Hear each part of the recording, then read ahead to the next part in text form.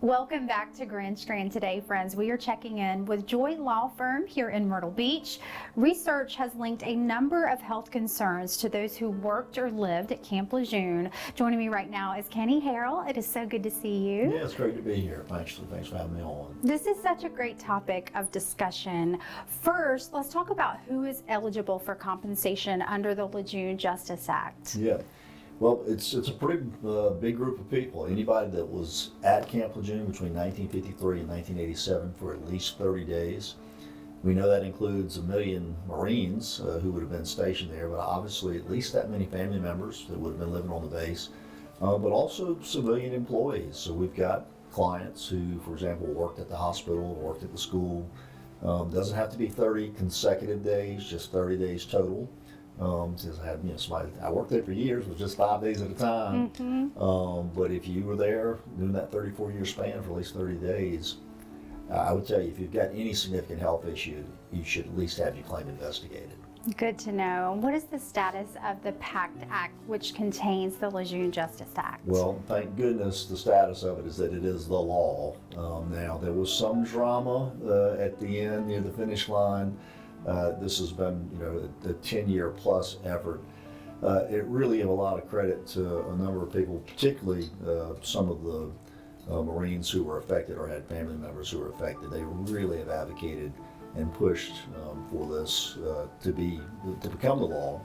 It was passed earlier in August, and then President Biden signed it into effect on August 10th. So it's now the law. It starts a new 2-year statute of limitations for submitting one of these claims.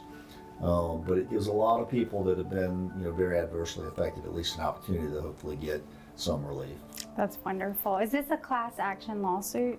It's not, and that's a real misunderstanding. I can understand why people think that it might be because so many people have been affected. I have thoughts about class actions. It seems to me, we've all gotten that ridiculous check for $4.12. We're like, what in the world is this? And so I think a lot of times the only folks that may benefit from a class action are the attorneys representing the class. These are individual claims. They would be individual lawsuits. Now, I suspect there will have to be some system put in place by the Eastern District of North Carolina, which is the court which will be presiding over these cases, because just handling the sheer volume of claims, there will have to be some way to try to figure out how do you get them fairly resolved. But every person who's been affected will have their own individual lawsuit. That's good to know. And just talking about and going back to those exposed to the water at Camp Lejeune, can they navigate this process on their own? Well, I guess anything is possible, but I would say you'd be hard-pressed to be able to navigate what the law is going to require that you have to prove. The analogy that I would use, if the air conditioner at my house goes out, I can go outside and stare at it, but I'm not going to have much success fixing it because fixing air conditioners is not what I do.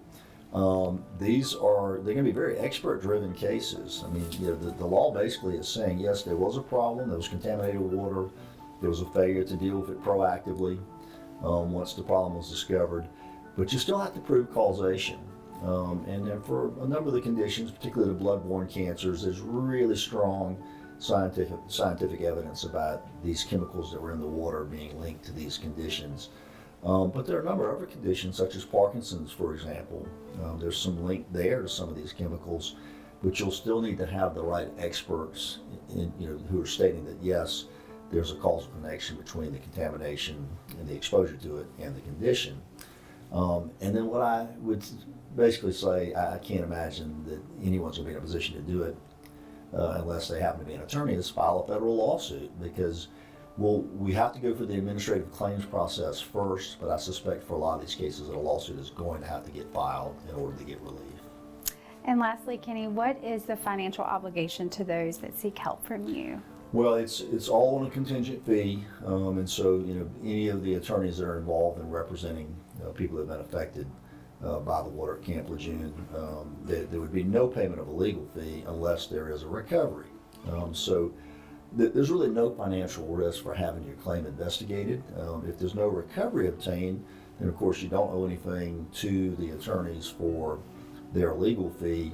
And what I would tell people is that to the extent that we've got costs related to a case.